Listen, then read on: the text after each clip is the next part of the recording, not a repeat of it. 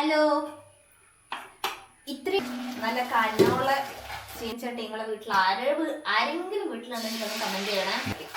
വെള്ളിയപ്പാക്കെ ഭയങ്കര കുറച്ച് ടാസ്ക്കാണ്.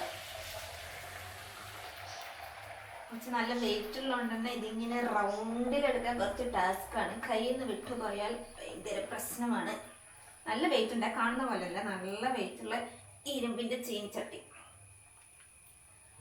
അയ്യോ, ഈ ഒരു പല്ലി ഞാൻ കണ്ട നിങ്ങളെല്ലാം വീട്ടിലെ പല്ലി ഇത്ര തന്നെ വലിപ്പമുണ്ട്. ഇവന്റെ വീട്ടിലെ കിച്ചണിൽ ഇത് എപ്പോഴും കാണുന്ന ഒരു പല്ലിയാണ് ഇത്. ഇവിടുന്ന് പാറ്റേനെയും വണ്ട് അങ്ങനത്തേനൊക്കെ പിടിച്ച് തിന്നിട്ട് ഇതാ ഈ കിച്ചണിൽ തന്നെ നിൽക്കുന്ന ഒരു പല്ലിയാണ് ഇത്. അപ്പൊ അടുത്ത വെള്ളപ്പം ചുടയാൻ പോകുന്നത് വിപിലേഷ്, ഞാൻ കാണിച്ചു തരാം. ചുട്.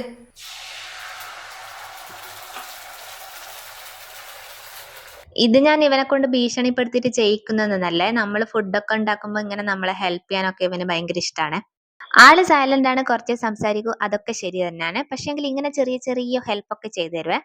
ഇവൻ ഇതൊന്നും ഒരു പുത്തരിയല്ല, അതുകൊണ്ട് അത്ര പ്രശ്നമില്ല.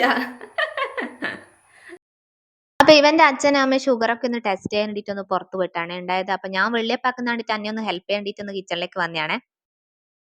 കഴിഞ്ഞ് അങ്ങനെ അടുത്ത വെള്ളയപ്പം ഇതാ വിപിലേഷ് ചുട്ടിട്ടുണ്ട്.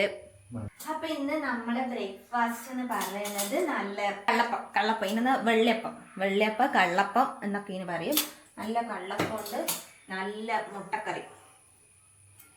ഇത് ഏന്തി വെച്ച മുട്ടക്കറിയാണ്, നല്ല മുട്ടക്കറി, വറുത്തരച്ച മുട്ടക്കറി നമ്മുടെ വെള്ളിയപ്പാണ്. വെള്ളിയപ്പം ഞാൻ ചൂടുന്നുണ്ട്. മുട്ടക്കറി ഇപ്പൊ ഏന്തി ആക്കിയിട്ടുണ്ട്. അപ്പൊ ഇത്രയല്ല.